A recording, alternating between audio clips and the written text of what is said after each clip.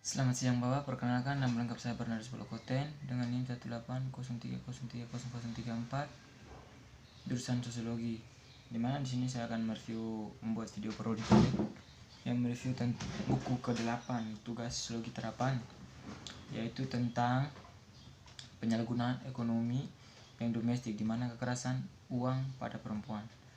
Di sini saya menjelaskan sedikit tentang aktivitas domestik yang sudah sejak lama dilekatkan pada mereka, pada perempuan, di mana perempuan selalu dikonotasikan sebagai manusia pekerja domestik.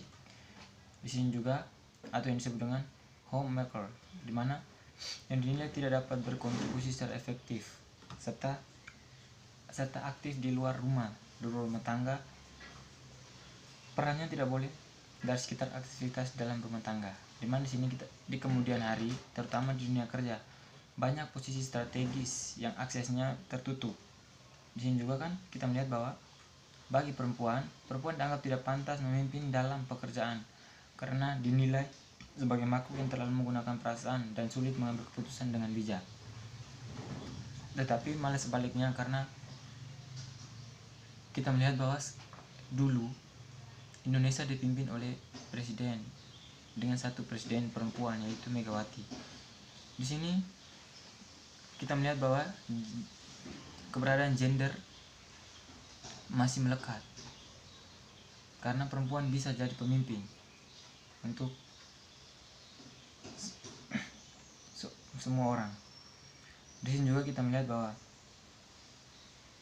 pelekatan pembagian pekerjaan antara perempuan dan laki-laki sudah sejak lama diyakini kebenarannya. Perempuan selalu dikaitkan dengan beberapa kata: sumur, dapur, kasur, yang sehingga kini digugat eksistensinya.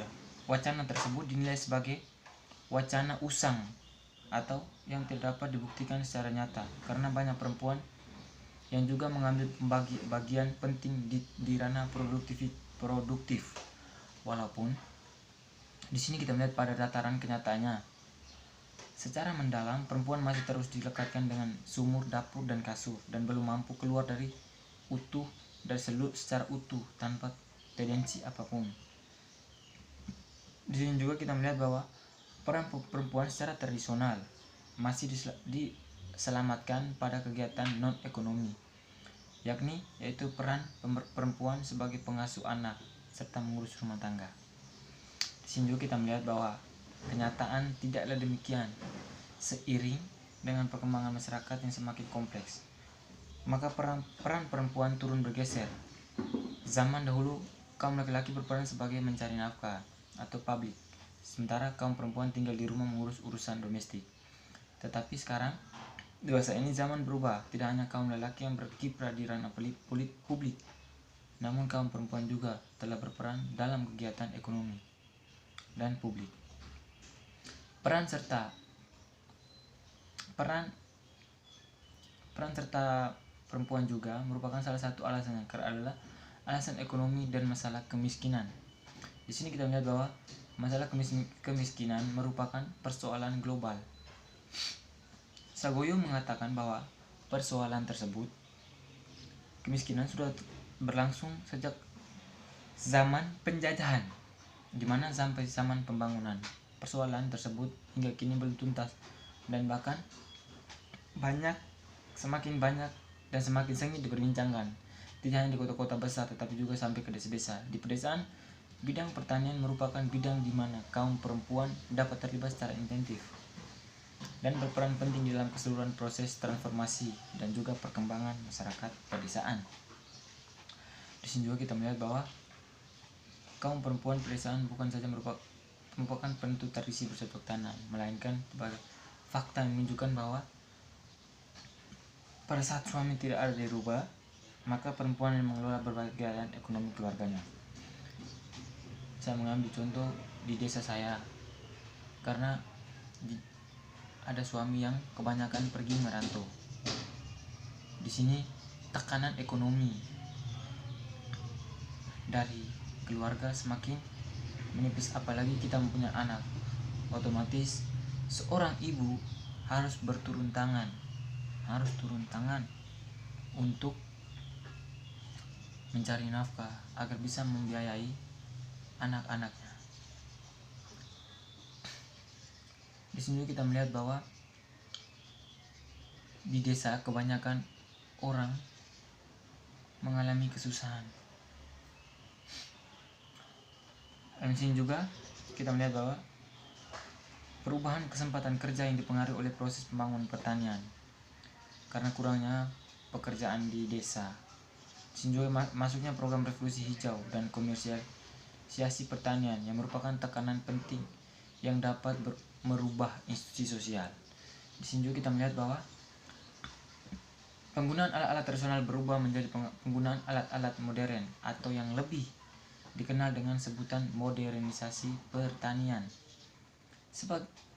Sebagian contoh misalnya ani yang telah digantikan oleh sabit atau arit untuk memanen padi, lesung yang telah digantikan fungsinya oleh mesin penggiling padi. Di sini kan kita melihat bahwa proses perubahannya sangat drastis yang dulu dengan sekarang. Di sini juga kita melihat bahwa dekade yang terakhir berkiprah perempuan di ranah produktif mulai menunjukkan eksistensinya. Bisa kita lihat bagaimana perempuan dilibatkan secara efektif bekerja di semua lini, di mana mulai dari bidang ekonomi, sosial, politik, hingga agama, semua ini telah dapat mengandalkan perempuan sebagai sumber daya manusia, sehingga tidak ada pandangan di masyarakat bahwa adanya perbedaan gender gitu. Di sini juga kita melihat bahwa banyak anggapan perempuan yang bekerja di ranah produktif akan lebih kesulitan mengambil kebijakan ketimbang laki-laki, sekalipun kompetensinya melampaui laki-laki. Begitu pula dari sisi agama, perempuan pemimpin hingga saat ini masih dianggap tabu dan menyalahi kodrat. Sebenarnya tidak, karena perempuan berhak untuk mencapai masa depan mereka, dan perempuan itu berhak untuk sama seperti kita laki-laki begitu. Dan juga kita melihat bahwa bekerjanya kaum perempuan di sektor publik yang berdampak pada peningkatan pendapatan ekonomi keluarga sebagai akibat dari istri dan ibu rumah tangga yang bekerja. Dari sisi sosial ekonomi merupakan faktor yang dapat mengurangi dominasi kaum lelaki terhadap kaum perempuan dalam kehidupan keluarga. Di sini juga kita melihat bahwa pengaruh sosial ekonomi terhadap tindakan kekerasan dalam rumah tangga, di mana pengaruh kondisi sosial ekonomi dapat memicu terjadinya kekerasan dalam rumah tangga disebabkan karena kebutuhan dalam rumah tangga. Sekarang kita melihat kebanyakan terjadinya KDRT. Terjadinya KDRT dikarenakan adanya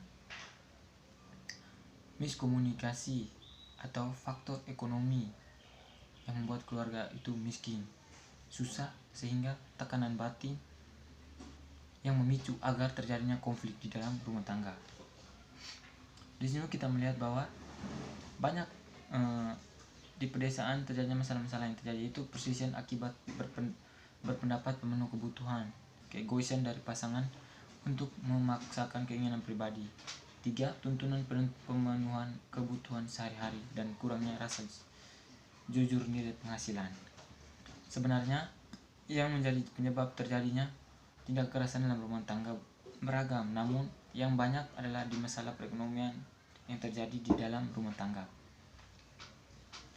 Di sini juga kita melihat bahwa adanya kontrol kohersif adalah pusat kekerasan keluarga, di mana kontrol kohesif adalah pusat dari sebagai besar penyalahgunaan ekonomi, serta dimensi lain dari kekerasan keluarga ini adalah pola perilaku gender dirancang untuk menjebak seorang wanita melalui isolasi, ketakutan, dan intimidasi, serta mengambil kebebasan dan hak asasi manusia.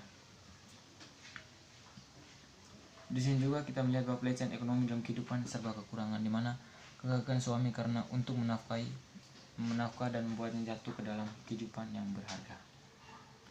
Mungkin sekian itu saja penjelasan sedikit dari saya tentang kekerasan di dalam rumah tangga atau uang yang terjadi di dalam rumah tangga.